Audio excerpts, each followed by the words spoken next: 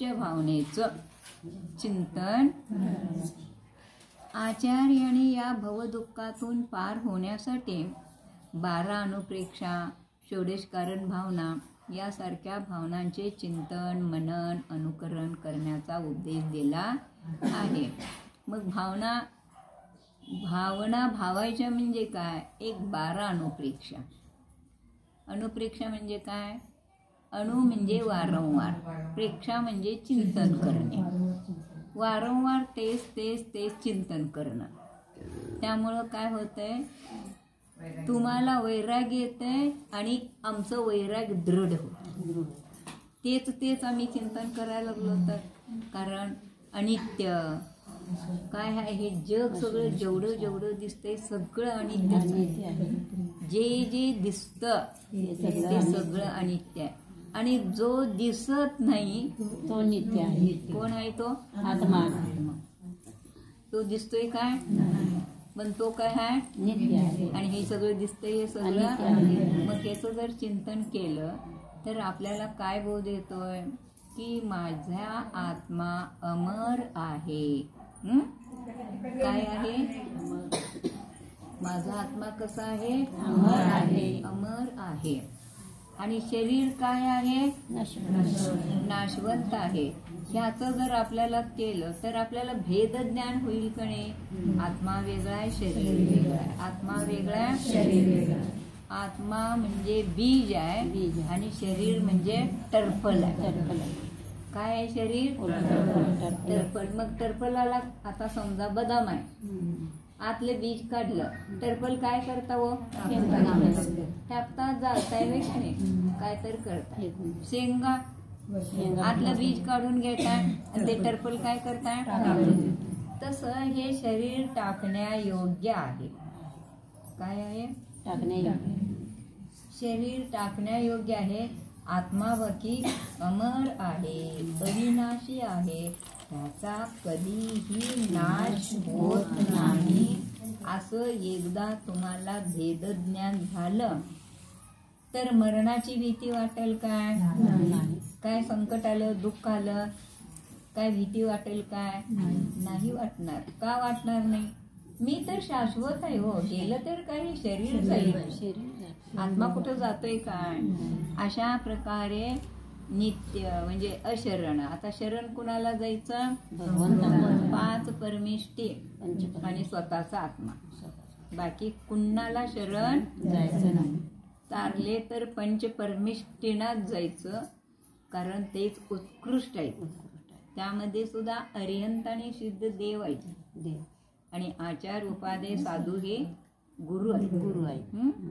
तर 5 परमेष्ठी शिवाय कुणालाही आपण शरण जायचं नाही. आणि 5 परमेष्ठींचं दर्शन घेत असताना स्वतःला आपल्या आत्म्याचं पण दर्शन व्हायला पाहिजे. मग आता हे कसं होणार? आपल्याला हे कसं होणार? तर प्रवचन सार मध्ये एक गाथा आली आहे. जो जानदी अर्हंतम दवत्त गुणत्त पज्जयत्तेहिम सो जानदी अप्पाणम खलु तस्य मोह तस्य जायलयम. काय म्हणतात? अरिहंत भगवंताना द्रव्याच्या अपेक्षेनं जाणा, गुणांच्या अपेक्षेनं जाणा, पर्यायाच्या अपेक्षेनं जाणा. आणि असं एकदा आपलं जाणन झालं मग आपल्या आत्म्याजवळ जे मोहनीय कर्म आहे ते लयाला जाते, नाशच होतोय. मग आता कसं जाणणार? सांगा बघूया मला. भगवान आहेत, आपण भगवंतांना द्रव्य गुण पर्याय यांनी जाणायचं आहे. आणि द्रव्य गुण पर्याय जाणलं की आपण आपला आत्मा जाणलो. आणि आत्मा जाणलो की कर्म सगळं निघून जाते.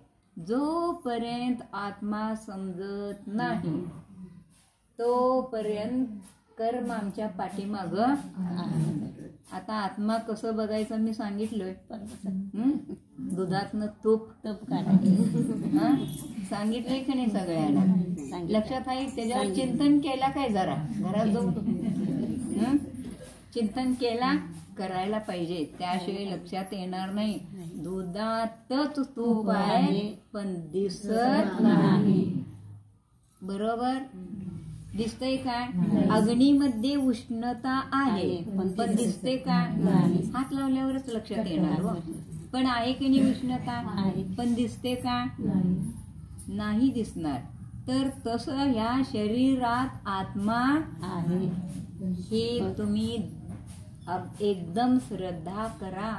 ह्या शरीरामध्ये जो आत्मा म्हणा, ईश्वर म्हणा, भगवान म्हणा, जिनेंद्र म्हणा, जितेंद्रिय म्हणा, स्वामी म्हणा, काय पण म्हणा, तो आहे म्हणून हे सगळं आहे. म्हणून बोलतोय, म्हणून ऐकतोय, म्हणून चालतोय, म्हणून काम करतोय. तो गेला म्हणजे काहीच नाही. नेतायसा की मग स्मशानभूमी मग शेवटी हे टर्पल आहे की नाही? ह्याच्यावर आपली खात्री पटली की नाही? तर ह्या अनुप्रेक्षांचं आणि षोडशकारण भावनांचं सारखं सारखं जर चिंतन, मनन, अनुकरण करण्याचा सदुद्देश आचार्याने आपल्याला दिलेला आहे. षोडशकारण भावनाचे श्रावकाने चिंतन करावे. याच्या चिंतनाने अव्रत सम्यक दृष्टीलाही तीर्थंकर प्रकृतीचा बंध होतो. काय सांगितलं बघा? षोडशकारण भावनाचे चिंतन म्हणजे काय? दर्शन विशुद्धी, विनय संपन्नता, शील, व्रते, शोणतिचार, ही सगळी नावं नुसतं पाठ करून चालणार नाही, त्यांच्या व्याख्या यायला पाहिजे. दर्शन विशुद्धी म्हणजे काय? बरोबर. विनय संपन्नता म्हणजे काय?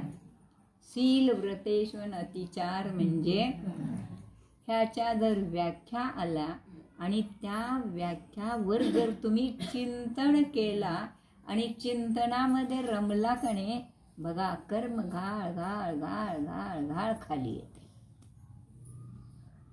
आणि काय यांनी सांगितलं? अव्रती श्रावक आहे. कोण आहे? अव्रती श्रावक आहे. अव्रती सम्यक दृष्टीला सुद्धा काय होतोय? तीर्थंकर प्रकृतीचा पण सम्यक दृष्टी पाहिजे. काय सांगितलं? मग आपण आजपर्यंत कशाचा प्रयत्न करायला लागलोय? सम्यक दृष्टी होण्यासाठी प्रयत्न करायला लागलोय. बरोबर. मग अव्रती असू देल, त्याला एकही व्रत नाही, पण त्याला तीर्थंकर प्रकृतीचा. तसाच देशव्रती श्रावकाला प्रमद संयताना अप्रमद संयतानाही होतो.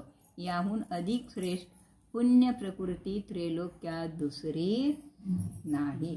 तीर्थंकर प्रकृती जी आहे ती अतिशय पुण्यवानालाच पडते, एरगवळ्यांना पडत नाही. आणि ते पण फक्त 24 लोकांनाच पडते, 25व्याला पडत नाही. नंबर लागलेले आहेत. आता पुढचे तीर्थंकर पण नंबर लागलेत हो. मग आम्ही कुठे जाणार आहे? आम्हाला तर अजून स्त्रीलिंग छेदन करायचं. लक्षात आलं? भाव करायचं, चिंतन करायचं, मनन करायचं. त्यामुळं कर्म तर हटेल की नाही? आपल्याला तीर्थंकर प्रकृतीचा बंध नाही राहू देईल, पण कर्म तर कमी होईल का नाही? त्यासाठी तीर्थंकर प्रकृती सारखी ही प्रकृती 3 लोकांमध्ये श्रेष्ठ नाही. गोमट सारात पण सांगितलेलं आहे तीर्थंकर मी तुम्हाला द्रव्य गुण पर्याय सांगत होते, असं विषय डोक्यातनं जाते. आता भगवंतांचं द्रव्य ते कोण आहेत? जीवद्रव्य. जीवद्रव्य कोण आहेत? ते जीवद्रव्य द्रव्य आहेत. आम्ही कोण आहे? जीवद्रव्य. आपण पण जीवद्रव्य, त्यांनी पण जीवद्रव्य. मग द्रव्याच्या अपेक्षेनं लक्षात घ्या, द्रव्याच्या अपेक्षेनं भगवंतांचा पण जीवद्रव्यच आहे, माझा पण जीवद्रव्यच आहे. द्रव्याच्या अपेक्षेनं माझ्यामध्ये भगवंतामध्ये काय फरक आहे का? द्रव्याच्या अपेक्षेनं म्हटलं बरं काय? काय नाही, त्यांचाही जीव आहे, आमचाही जीव आहे. एक मुंगीमध्ये पण जीव आहे, हत्तीमध्ये पण जीव आहे, ढेकणामध्ये पण जीव आहे, सापामध्ये, विंचूमध्ये, सगळ्या. आणि ह्या पावसाळ्यात तर काय सगळीकडे जीवाचे जीव. मग सगळ्यांच्या मध्ये काय आहे? जीव आहे. मग प्रत्येक एकेंद्रियापासून पंचेंद्रियापर्यंत सगळ्यामध्ये जीव आहे.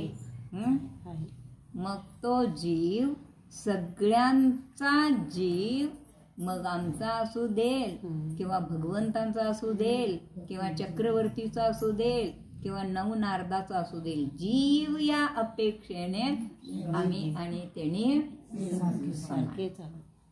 काय झालं? जीवाच्या बघा, जीव भगवंतांच्या जवळ जीव द्रव्य तोच आमच्याकडे आहे. मग काय फरक झाला? गुणांचे फरक. आता पुढे सांगायचं ते पहिला, फक्त द्रव्य सांगितलं. द्रव्याचं काय फरक नाही. द्रव्य तर आमचं त्यांचं एक आहे. आता गुण, भगवंतांच्याकडे गुण काय आहेत? अनंत दर्शन, हे 4 गुण आहेत. 4 होय की नाही? मग हे गुण आमच्याकडे नाहीत काय? अनंत शब्द काढायचा. काय काढायचा? अनंत शब्द काढायचा. ज्ञान गुण आहे का नाही? ज्ञान आहे म्हणून तर जाणायला लागलोय ना. आणि ज्ञान नसतं तर काय जाणलं असतं? आहे का नाही ज्ञान गुण? दर्शन गुण आहे का नाही? दर्शन म्हणजे अवलोकन. बघताय का नाही? अवलोकन म्हणजे अगदी पहिला अर्थ. पण दर्शन म्हणजे खरं म्हणजे श्रद्धा. पण आपण भगवंतांना अवलोकन करायला लागलोय का नाही? म्हणजे दर्शन गुण आहे की नाही? आहे. ज्ञान गुण आहे, दर्शन गुण आहे, सुख गुण आहे का नाही? काय तर घरात मंगल कार्य वगैरे ठरू देईल की काय? नुसतं आनंदाच्या आहे की नाही? मग सुख गुण आहे का नाही? तेवढ्या त्या वेळेपुरतं, त्या क्षणापुरतं कार्य होईल तोपर्यंत आहे की नाही सुख गुण? आहे. आणि वीर्य म्हणजे बल. मग आपल्याकडे काय थोडं बहुत तर ताकद आहे का नाही? ताकद आहे की नाही? शक्ती ही आहे का नाही? त्यांच्याकडे अनंत आहे व आमच्याकडे खसखस एवढं तर आहे. खसखस एवढं तर आमच्याकडे आहे की नाही? मग मला सांगा, त्यांच्याकडे बी ज्ञान गुण आहे, आमच्याकडे ज्ञान गुण आहे. त्यांच्याकडे दर्शन गुण आहे, आमच्याकडे दर्शन गुण आहे. त्यांच्याकडे सुख गुण आहे, आमच्याकडे पण सुख गुण आहे. त्यांच्याकडे वीर्य गुण आहे, आमच्याकडे पण शक्ती थोडीशी आहे. आपल्याकडे त्यांच्या एवढं नाही, पण थोडं थोडं थोडं सगळे हे गुण आपल्या सगळ्यांच्याकडे आहेत की नाही? मग गुणाच्या अपेक्षेनं फरक आहे. गुणाचा काय फरक सांगा मला? त्यांचं जास्त आहे हो. का 100चा बल लागलाय, त्याचा प्रकाश जास्त असणार. आणि झेरोचा बल, मग झेरो एवढं तर आहे की आमच्याकडे?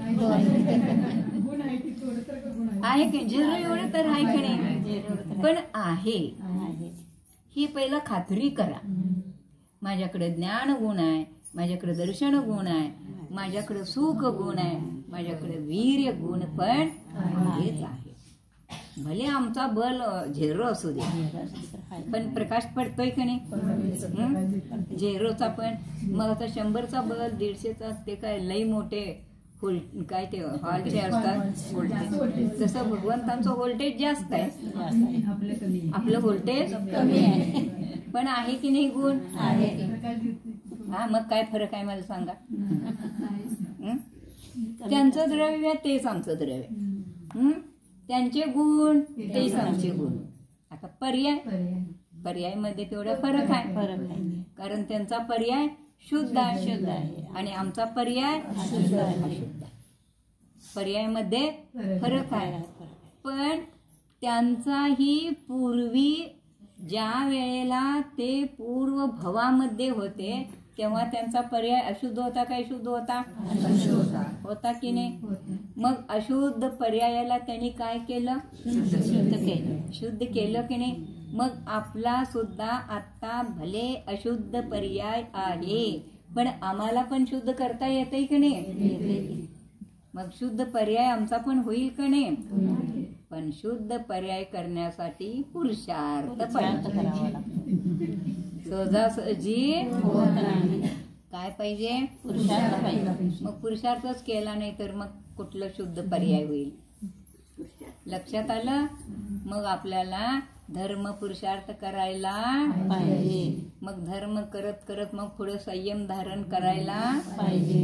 आपण दुधातनं तूप काढले काढले. आणि शरीरातनं आत्मा बी बाहेर काढलाय. तुम्हाला काढून दाखवले की हा? मग आपण आत्मा पण बाहेर काढलोय. कसं काढायचं ते ताई मी सांगितलं. दूध तापवले, शाय विरजली,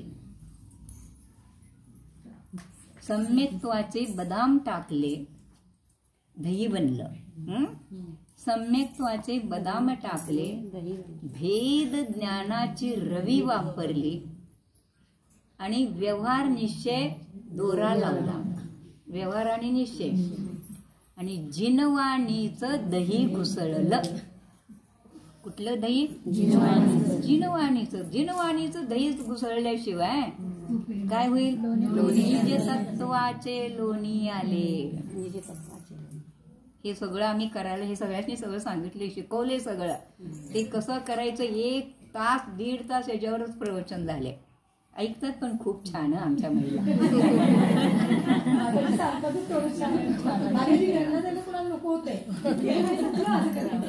संपलं वाटते. नाही म्हणजे आपल्याला आत्मा शोधायचा आहे. शोधाचा. मग भगवंतानी शोधून काढला का नाही? मग आम्हाला काढता येईल का नाही? भगवंतानी शोधला. बाकी जेवढे जेवढे जीव मोक्षाला गेलेत त्यांनी सगळ्यांनी आत्म्याचा शोध घेतला. आणि आम्ही काय केलोय? आत्म्याचा शोध घेतला नाही म्हणून आम्ही इथं बसलोय. पण एक ना एक दिवस आम्ही सुद्धा सगळेजण शोध घेणार. शोध घेणारच इथं येतात. हो, जे शोध घेत नाही ते घरात गड्यात जाईल.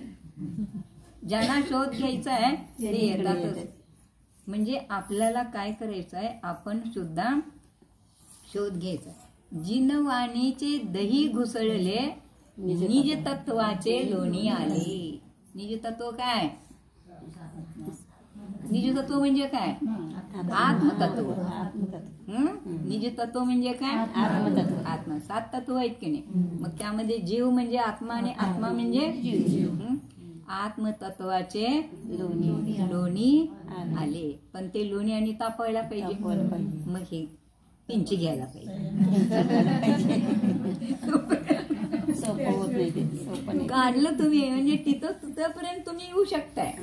कुठपर्यंत? लोण्यापर्यंत येऊ शकताय. पण तूप व्हायला बाकी परिग्रहाचा त्याग करायला पाहिजे. 12 प्रकारचं तप करायला पाहिजे. स्वतःच्या आत्म्याचा आश्रय घ्यायला पाहिजे. काय काय सांगितलं? अरिहंत भगवान कसे झाले? ग्रहस्थपणाचा त्याग करून, मुनी पदाचा अंगीकार करून, स्वभाव साधनेद्वारे 4 घाती कर्माचा नाश केल्यावर अनंत चतुष्टयाची प्राप्ती झाली. तेव्हा ते अरिहंत झाले. मग आपल्याला होणार नाही का? आणि आता एवढे सगळे मुनी लोक आहेत ते प्रयत्न करायला लागलेत का नाही? मग त्यांना मिळणार का नाही? मार्गाला आहेत. हो, मार्गच पाहिजे. मग त्यांना मिळणार आहे. मग आपल्याला नाही का मिळणार? आम्हाला मिळत नाही बरं काय. आम्ही दीक्षा घेतली तरी नाही. पर्याय म्हणजे पर्याय छेद करून मग स्वर्गात देव होणार. देव झाल्यावर आणि मनुष्यगती मिळणार. आणि मनुष्यगती मिळून आणि सगळं आराधना केली तर बरं. कारण आता एवढं पुण्य केलेलं आहे. चांगल्या घराण्यात, चांगल्या जातीमध्ये, चांगल्या कुलामध्ये, रूप चांगलं, बुद्धी चांगलं, सगळं चांगलं मिळते मनुष्यगतीमध्ये सुद्धा. आणि ते चांगलं मिळून जर आम्हाला वाईट सवय लागली तर, वाईटांची संगत लागली तर हे पुण्य सगळं झिरो. लक्षात आलं का? पण जात नाही कारण हे सम्यक पुण्य आहे. मिथ्या पुण्य तसं नाश होऊन जाते. पण सम्यक पुण्य कधी नाश होत नाही. मग आणि 1, 2, 3 भाऊ घ्यायला लागतील. मग तिथनं मोक्ष हे निश्चित आहे. पण सम्यक तो असेल तर, आणि सम्यक तो नसेल तर काही उपयोग नाही.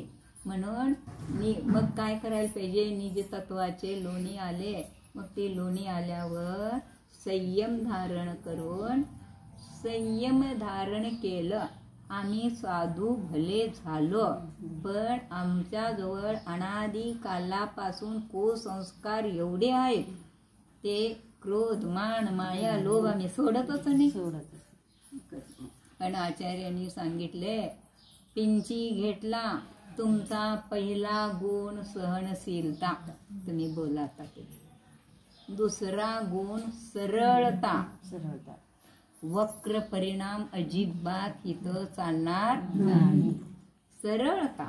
आणि तिसरा गुण सावधानता.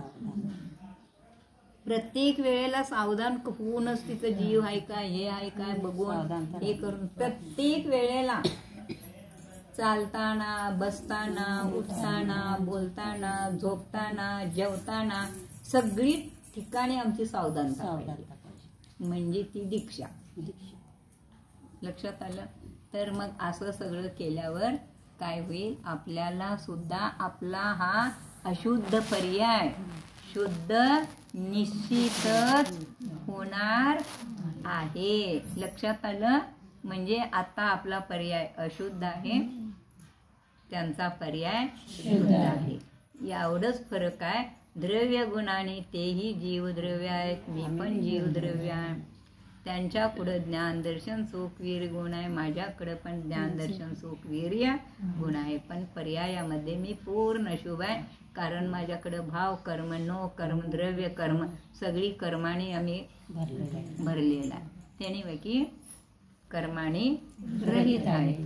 तर अशा प्रकारे जर भगवंतांना बघून चिंतन केलं, भगवान बघा काय बोलत नाही, पण मूक संदेश द्यायला लागलेत की काय द्यायला लागले सांगा? काय त्यांनी आपल्याशी बोलत नाही.